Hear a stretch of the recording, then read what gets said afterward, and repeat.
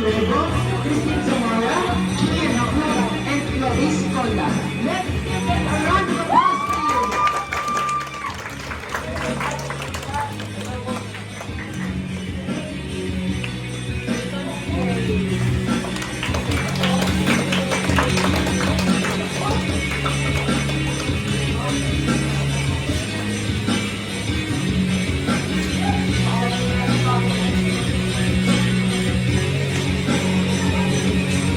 Especially the head of technical, Mr. Juan Johnny Rabel. Let's give him a round of applause, please.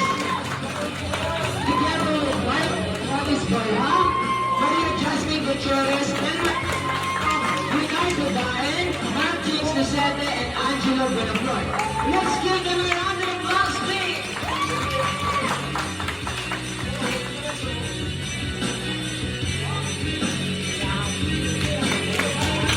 And of course, the screenwriters, Miss Grace Esquinas and Aaron James Mendoza.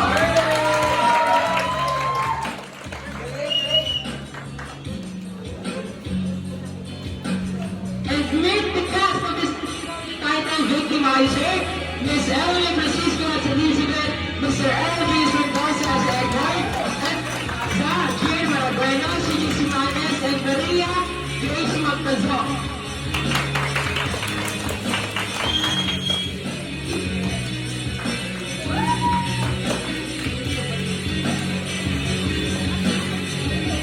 And also, the assistant director, Miss Grace Esquinas.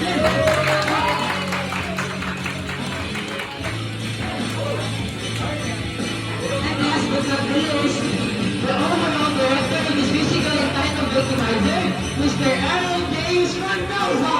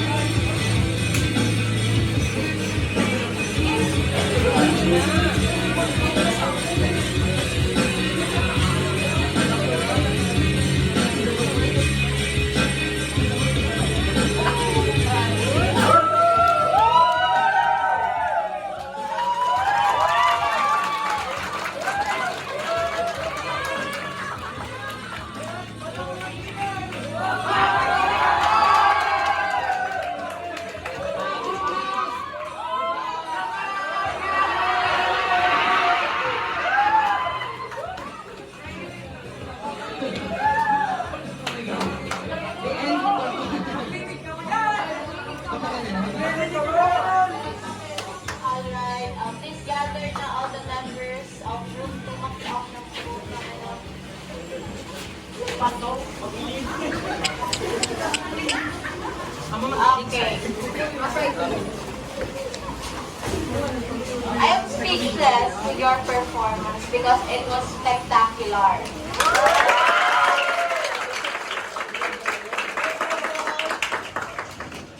It's not the usual classroom setup role play, okay?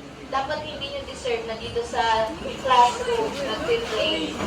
Because, tignan nyo naman, the outcome of your presentation. It's a wonderful presentation. Congratulations. Okay. So, sige, but in terms of the message, sige, palakpakan natin ang scriptwriters and the directors. The story is, hindi siya napakalalim, diba? It's the usual problem ng mga kabataan. It's about love, okay? That everyone can relate to, especially if you're in love, if you are broken-hearted. So, it's relatable to the audience, diba? Kahit may asawa na ako, nadadala pa rin ako sa message ng inyong role play, ng inyong play, okay?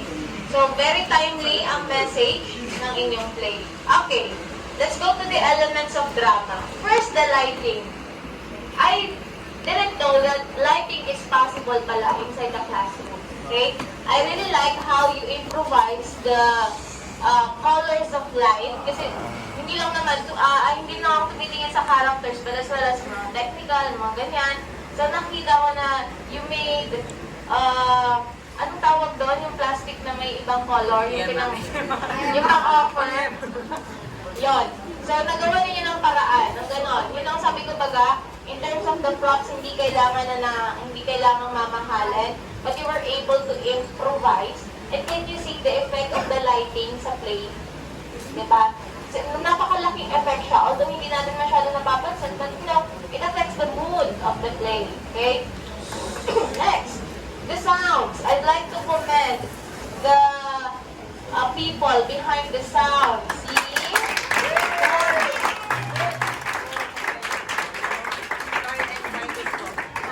Harley and Marcus. Si Mirabel. And Cuerva. Okay. And Marcus. Marcus. Okay.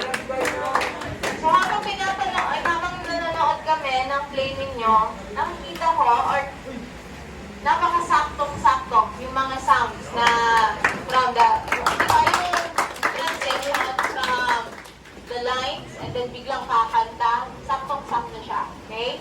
And then, of course, the props. Okay? First, napakagandang idea na lahat ng propsmen ay nakaitim. Diba?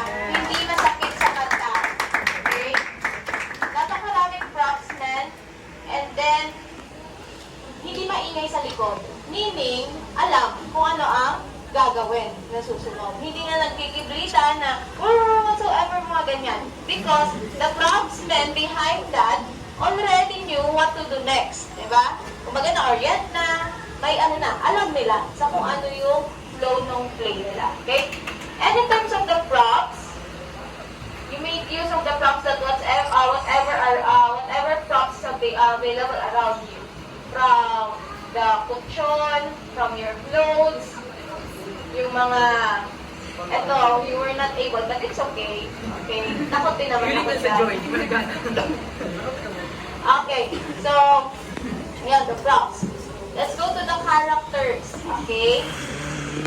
Grabe naman ang characters natin. Parang dumaan kay Ogie Alcacid, ay Ogie Ogie Diaz. Ayun, Ogie Diaz workshop, di ba? It's really in character. Wala akong masabi, but you did great, okay? And the costumes, I really like how you played with the colors of the costume. Although hindi naman siya gaano napapansin, but you know, yung colors na pinili ninyo, first seeing something colorful, until nandun na kayo sa part, sa climax ng story, na rinig mo na in love siya sa sister niya, and you chose the color white. Napakalaking effect din yan sa play ninyo because, you know, parang it symbolizes na there's sorrow, di ba? There's sadness. Buti na hindi kayo nagpula or whatsoever. Okay.